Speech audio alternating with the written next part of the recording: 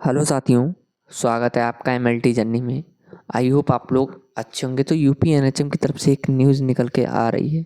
अभी हाल ही में डिस्ट्रिक्ट की जितनी भी हमारी यूपी की वेबसाइट्स हैं, वहाँ पर हमारे कोविड के, ठीक है, कोरोना काल में आपके कुछ कैंडिडेट उसमें सिलेक्ट किए गए थे।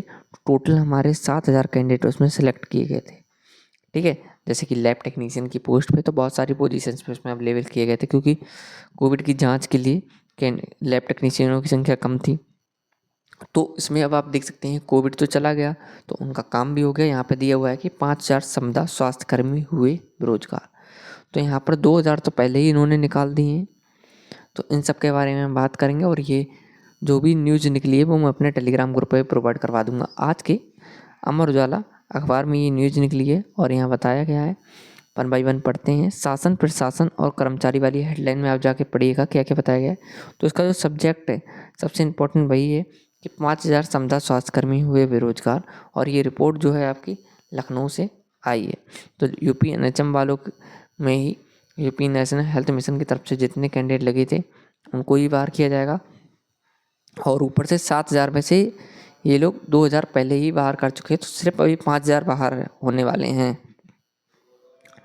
तो दिया हुआ है कि कोरोना काल के दौरान विभिन्न अस्पतालों और जांच केंद्रों, तो विभिन्न हॉस्पिटल्स में आपके जितने भी हॉस्पिटल हो गए और जितनी भी सीएचसी वगैरह हो गई, तो और जांच केंद्रों में तो लैब टेक्नीशियन हो गया आपका, ठीक है, तो पर तैनात किए गए थे स्वास्थ्यकर्मियों की सेवा विस्तार नहीं मिला है।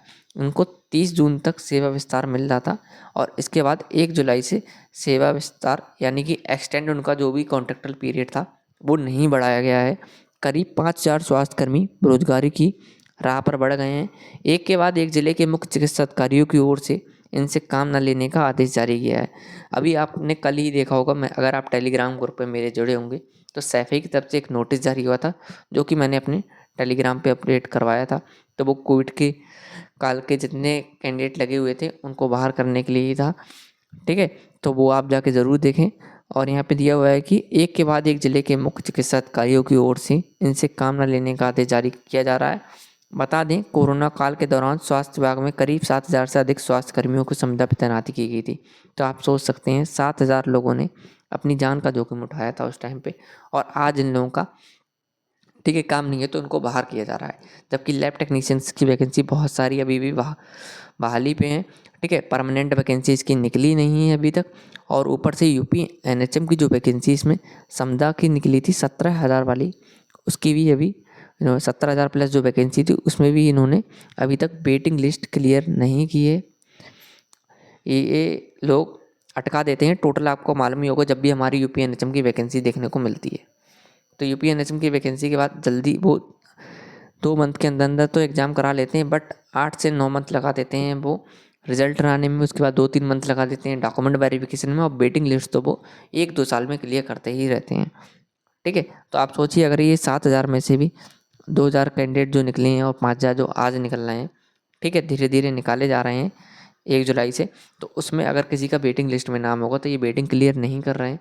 अगर वेटिंग क्लियर हो जाए तो उसमें भी बहुत सारे लोगों को रोजगार मिल जाएगा। इसके बाद यहाँ बताया गया है कि इसमें करीब 2,000 की सेवा समाप्त हो चुकी है। कोरोना खत्म होने के बाद भी करीब 5,000 स्वास्थ्यकर्मियों को अस्पतालों और जांच केंद्रों पर तैनाती दी गई थी।